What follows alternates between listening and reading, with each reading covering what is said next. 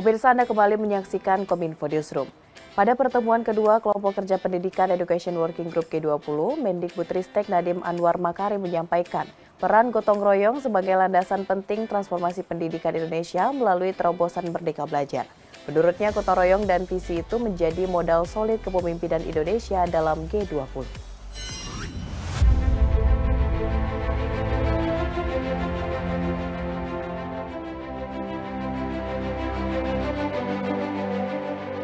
Pada pertemuan kedua Education Working Group G20, Nadiem Anwar Makarim menjelaskan bahwa peran gotong royong sebagai landasan transformasi pendidikan Indonesia sekaligus menjadi dasar agenda prioritas bidang pendidikan G20 melalui program Merdeka Belajar. Menteri Nadiem menilai bahwa gotong royong diyakini mampu menginspirasi serta menjadi kunci bagi para delegasi untuk berkolaborasi menuju masa depan pendidikan yang berkualitas dan berkelanjutan. Melalui program Merdeka Belajar, ekosistem pendidikan di Indonesia telah melakukan akselerasi transformasi, di mana mampu menjadi solusi krisis pembelajaran pasca pandemi COVID-19.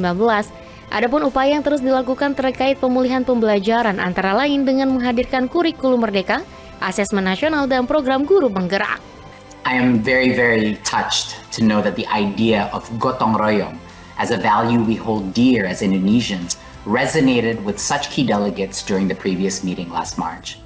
And with this in mind, I strongly believe that transformation through collaboration is the key towards what we aim to achieve a better and more sustainable future with quality education for all.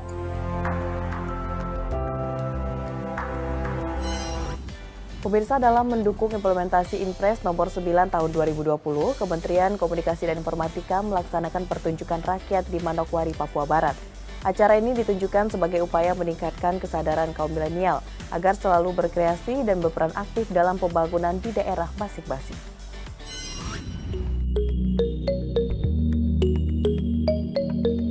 Implementasi Inpres nomor 9 tahun 2020 tentang percepatan pembangunan kesejahteraan rakyat Papua dan Papua Barat. Kementerian Kominfo melaksanakan pertunjukan rakyat di Manokwari, Papua Barat. Koordinator Bidang Politik dan Pemerintahan Direktorat Polhukam Dirjen IKP Kementerian Komunikasi dan Informatika Republik Indonesia, Dwi Dianingsi menyampaikan bahwa pertunjukan seni itu penting untuk meningkatkan kesadaran kaum milenial agar selalu berkreasi dan berperan aktif dalam pembangunan di daerahnya. Selain itu juga mampu berperilaku positif dalam memanfaatkan teknologi informasi dan komunikasi, serta untuk memperkenalkan kepada masyarakat luas mengenai kebudayaan dan potensi yang dimiliki oleh Papua. Kaum milenial untuk selalu berkreasi dan aktif dalam pembangunan di daerahnya. Yang ketiga adalah untuk mendorong antusiasme untuk berperilaku positif dalam memanfaatkan teknologi informasi. Sebagai informasi tambahan bahwa kegiatan ini disiarkan secara langsung melalui RRI Manokwari dan live streaming YouTube Kementerian Komunikasi dan Informatika. Demikian Bapak dan Ibu serta teman-teman semua, semoga acara ini dapat bermanfaat untuk kita semua. Dan pertunjukan rakyat ini bukan hanya sekedar tontonan, tapi juga menjadi tuntunan untuk kita semua. Ketua Masyarakat Pancasila Indonesia, Sius Dowan Siba, mengungkapkan saat ini banyak sekali potensi sumber daya manusia yang dimiliki oleh masyarakat Papua untuk mengembangkan Papua, namun belum secara keseluruhan terkelola dengan baik oleh pemerintah. Salah satu pihak yang mampu mendorong percepatan pembangunan di Papua adalah generasi muda. Peran generasi muda Papua sebagai agen perubahan di Papua dapat diwujudkan dalam berbagai hal, seperti dalam dunia pendidikan dan juga promosi kebudayaan. Pemuda yang ada di atas kota, anak-anak Papua ini berikan satu geblakan yang bisa kepada pemerintah untuk pemerintah bisa mengakses anak-anak generasi ini dalam sebuah yang ada. Saat ini ada banyak anak-anak Papua yang sudah berhasil jadi pengusaha-pengusaha, tetapi belum maksimal. Saya sendiri yang bicara ini punya pesawat di Manokwari.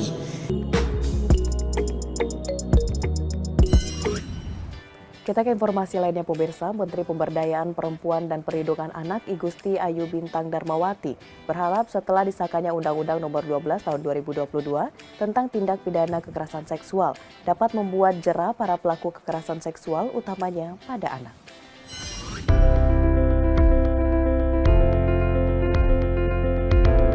Setelah disahkan oleh Presiden Joko Widodo Undang-Undang Tindak Pidana Kekerasan Seksual Nomor 12 Tahun 2022, diharapkan mampu memperkuat pencegahan dan penanganan serta menjadi sarana perlindungan kekerasan terhadap anak. Menteri Pemberdayaan Perempuan dan Perlindungan Anak I Gusti Ayu Bintang Darmawati mengatakan, ancaman hukuman terhadap pelaku sangat berat sehingga bisa menciptakan efek jera bagi para pelaku tindak kekerasan seksual. Untuk itu, ia berharap semua pihak berkolaborasi untuk mensosialisasikan Undang-Undang TPKS agar kekerasan seksual bisa dicegah. Hal tersebut pun disampaikan oleh Menteri Bintang usai peluncuran Desa Ramah Perempuan dan Peduli Anak di Kota Ternate, Provinsi Maluku Utara, Kamis 19 Mei 2022. Mudah-mudahan dalam waktu yang dekat dengan lintas stakeholder yang kita lakukan bisa kita selesaikan.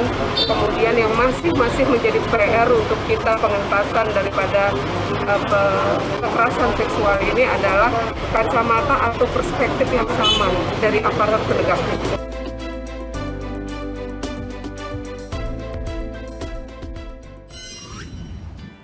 Juru bicara pemerintah untuk presidensi G20 Indonesia, Maudy Ayunda, menyatakan Indonesia mengajak negara anggota G20 memperkuat komitmen dan bergotong royong, melakukan pemulihan kembali dan menciptakan pendidikan yang berkualitas.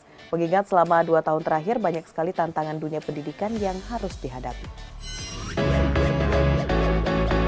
2 tahun terakhir Indonesia tengah dihadapkan dengan tantangan pada dunia pendidikan. Mulai dari kendala dalam bidang teknologi, kesehatan mental siswa dan guru, sampai terbatasnya media pembelajaran hingga mencapai situasi learning loss. Tim juru bicara pemerintah untuk presidensi G20 Indonesia, Maudy Ayunda, mengungkapkan, meskipun Indonesia memiliki banyak kendala, namun nyatanya secara perlahan mampu mengatasinya. Melalui presidensi G20, Indonesia mengajak anggotanya untuk memperkuat komitmen dalam membangun pendidikan yang berkualitas, serta mampu bersinergi bersama untuk memulihkan kembali sistem pendidikan di Indonesia. Terdapat 4 agenda prioritas Indonesia di bidang pendidikan, yakni pendidikan berkualitas untuk semua, teknologi digital untuk pendidikan, solidaritas dan kemitraan, serta masa depan kerja pasca COVID-19. Maudy juga mengungkapkan pada pertemuan perdana dengan anggota G20 tersebut merupakan sebagai salah satu bentuk upaya yang bisa dilakukan bersama untuk bangkit dari situasi pandemi COVID-19. Presidensi G20 Indonesia mengajak negara anggota G20 untuk memperkuat komitmen dan bergotong royong memulihkan kembali serta menciptakan pendidikan yang berkualitas untuk semua. Pada pertemuan perdana kelompok kerja pendidikan Education Working Group atau EdWG yang dilaksanakan di Yogyakarta pada Maret lalu, negara-negara anggota G20 telah menyepakati komitmen untuk mendukung 4 agenda prioritas Indonesia di bidang pendidikan, yaitu pendidikan berkualitas untuk semua, teknologi digital dalam pendidikan, solidaritas dan kemitraan, serta masa depan dunia kerja pasca COVID-19 sebagai solusi bersama untuk bangkit dari situasi pandemi.